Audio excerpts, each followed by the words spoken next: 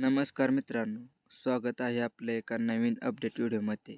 तर मित्रांनो, पुशेगाव हिंदकेसरी मैदानासाठी फक्त 2च दिवस बाकी राहिले आहेत आणि या मैदानात आपल्याला माहीतच आहे की आपल्या सर्वांचा लाडका कारुंडे चिक्या पळताना नाही दिसणार आणि या मैदानात 100% आपल्याला कारुंडे चिक्याची कमी बसणार आहे. आणि त्यानंतर मित्रांनो आता बातमी आली आहे की घोटकरांचं रॉकेट मित्रांनो छोटा सर्जा पण आपल्याला पळताना नाही दिसणार.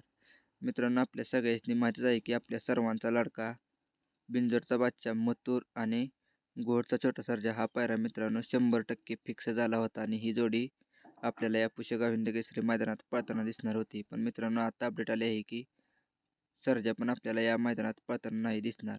मित्रांनो 100% सर्जाची आणि चिक्याची कमी आपल्याला पुशेगाव हिंदकेसरी मैदानात नक्कीच बसणार आहे. तर आता प्रश्न पडला आहे की आता बिंजोरचा बादशाह मथुरचा पायरा या पुशेगाव हिंदकेसरी मैदानात कोणत्या नंदीबरोबर असू शकतो.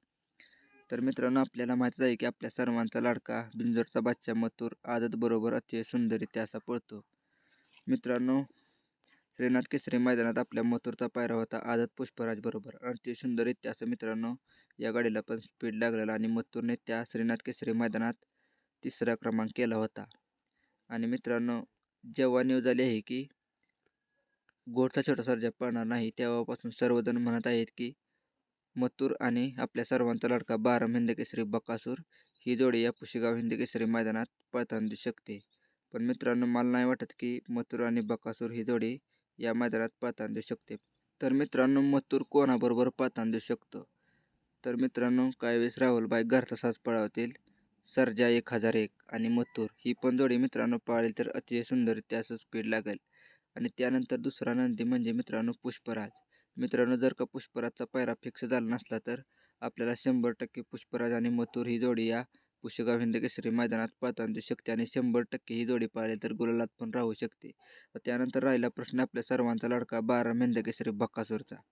तर मित्रांनो आपल्या सर्वांचा लाडका बकासूर मागच्या मित्रांनो थोपटेवाडी मैदानातच सेमीला मित्रांनो साईडची गाडी फॉल झाल्यामुळे आपल्या बकासूरला निकाल भेटला आणि त्या मैदानात आपल्या बकासूरला चान्स मिळाले तर आपल्याला माहिती आहे की 1 नंबर करतो. आणि मित्रांनो 4 नंबर तासावर गाडी लागलेली 1 नंबर केला आपल्या बकासूरने.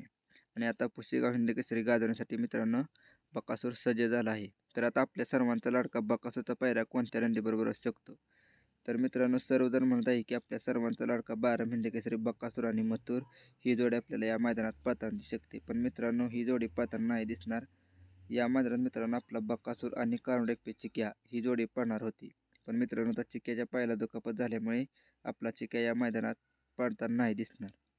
तर मित्रांनो मला मिळालेल्या माहितीनुसार आपल्या सर्वांचा लाडका 12 हिंदकेसरी बकासूर या दोन्ही नंदींपैकी एका नंदीबरोबर 100% फिक्स आपल्या बकासूरचा पायरा असणार आहे.